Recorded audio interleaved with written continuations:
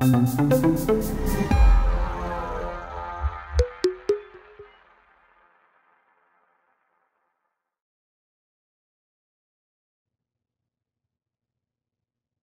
guys, this video is going to be about the periodic table and the trends that we see. Alright, so before we can talk about the trends, we really need to talk about Coulomb's law. And Coulomb's law is an equation that's used in physics a lot to see a force between two things. And so the K is just Coulomb's constant. It's a big number. You don't need to know it because we're not going to do any actual calculations with this. We're just going to refer back to Coulomb's law to explain things that we see. So Q are the charges between two things. All right, so if we're talking about like sodium and chloride, we would say, okay, the first Q is positive 1 and the second Q is negative 1. So those are the charges. And then R squared is the distance between the ions. And so the more negative this is, the greater attractive force that they have. And the more positive it is, the more repulsive forces that they have between those two things. So if we're talking about an atom where we have a positive nucleus and then we have negative electrons, Coulomb's law can be used to describe how well the nucleus holds the electrons.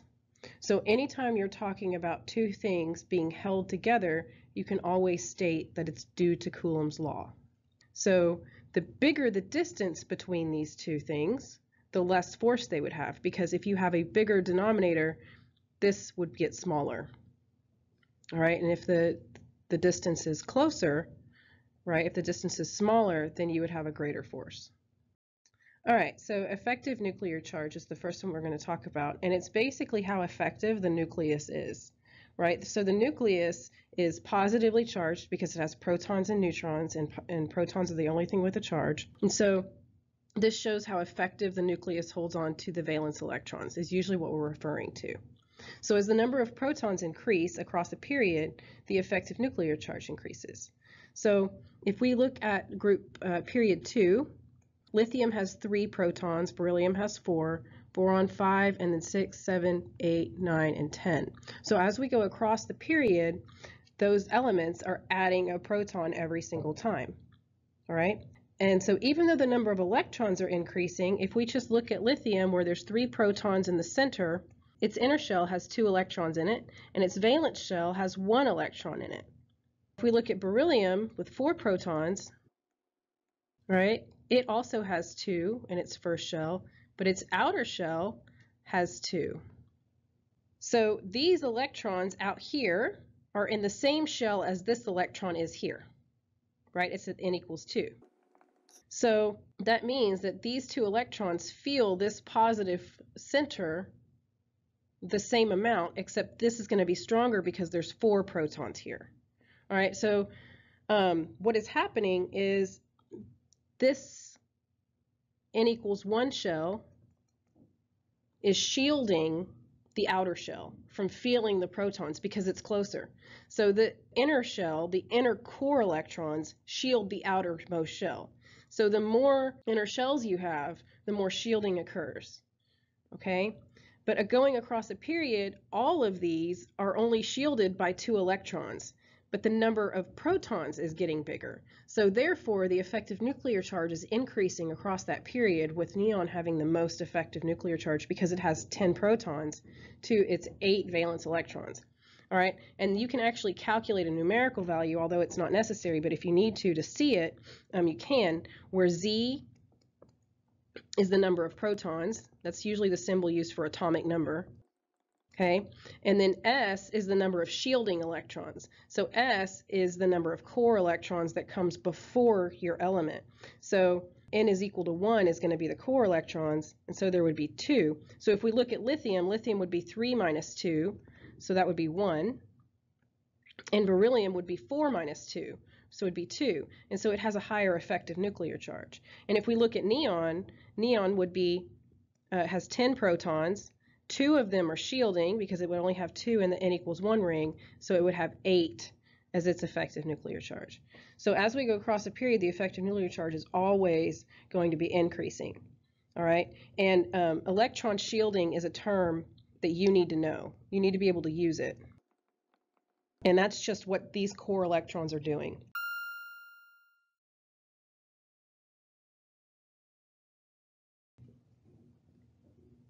All right, so atomic radius is radius of the atom. It shows the size of the atom. All right.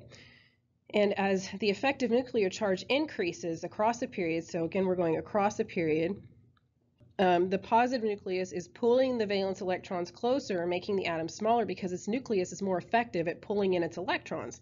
So if it has more protons, like neon right here, it's going to have a smaller radius. It's only going to get more small as we go across.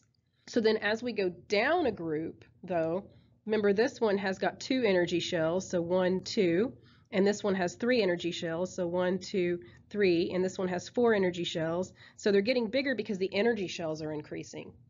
That's not to say they don't have more protons. The protons are increasing, but the electrons are further away because it's in a completely different energy shell. So as we go down, the atomic radius is getting bigger.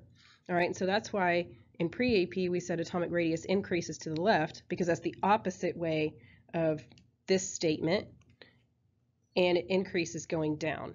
All right, so you can know the trend if you had to compare which one is bigger than the other, but in order to explain it, which is usually what you have to do, you have to use the terms effective nuclear charge and higher energy shell numbers.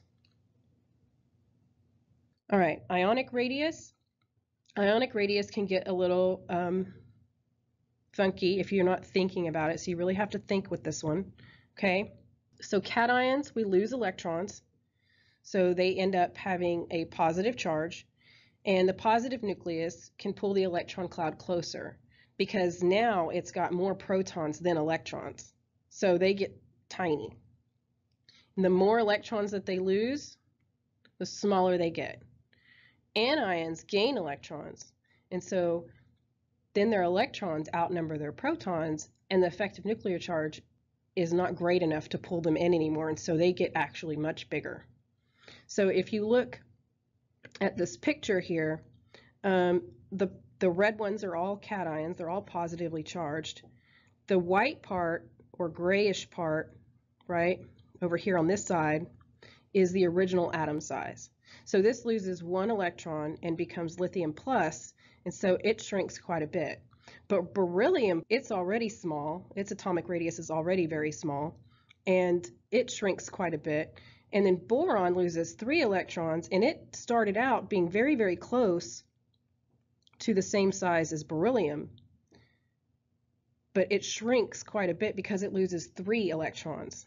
So it has 3 extra protons, 2 electrons. So it gets very, very tiny. And then the opposite thing happens with anions.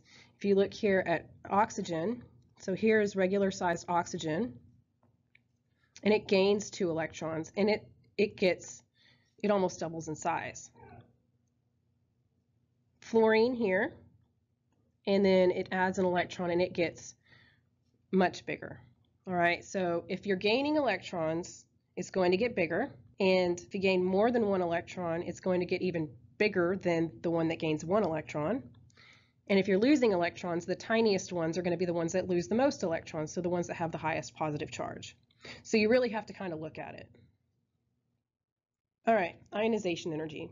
So ionization energy is the amount of energy required to remove electrons from an atom. And we usually look at the first ionization energy. So that's the amount of energy required to remove 1 electron. There are a ton of factors that play into this. So the further from the nucleus it is, the easier it is to remove. Because if it's further from the nucleus, then the positive charge isn't tugging on those electrons. And electrons in the same orbital, I don't mean in the same subshell. So if they're in the p subshell, right, so let's say this is 2p, and we have this electron will be easier to remove because of electron-electron repulsion. So that's another term that you should be familiar with. It's only if they're in the same orbital. If they're in separate orbitals, it doesn't happen. Okay, so you really have to look at the electron configurations and compare them to see why one element would have a lower or higher ionization energy than another. So the successive ionization energy, so you can have a first ionization energy, a second ionization energy. So this is to remove the first electron, this is to remove the second electron, this is to remove the third electron, and so on. And so I have a table over here that shows all of these ionization energy values for the elements in the third period. All right. So if we look, the first ionization energy, sodium, is the smallest, while argon is the highest. And that makes pretty good sense, right? Because argon, if this is going across the third period, argon is going to have, if we look at its effective nuclear charge, argon has 18 protons, and it's going to have 10 core electrons, or shielding electrons, because it has, this is the third period, so it would have the 2s. Let's just look at, we have 1s2, 2s2, 2p6, 3s2, 3p6. So this is argon. All of these are shielding electrons.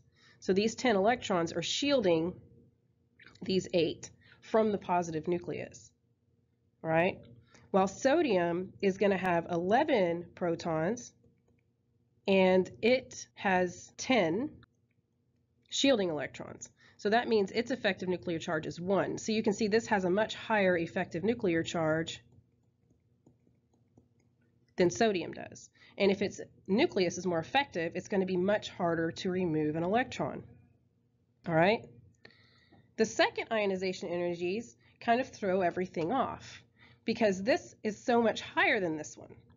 Okay, well, there's a reason for that. If we were to look at sodium's electron configuration, sodium would be 1s2, 2s2, 2p6, 3s1. So after it's lost the third energy level, because this becomes Na+ after it loses that, to its second ionization energy, it would have to be losing from the 2p.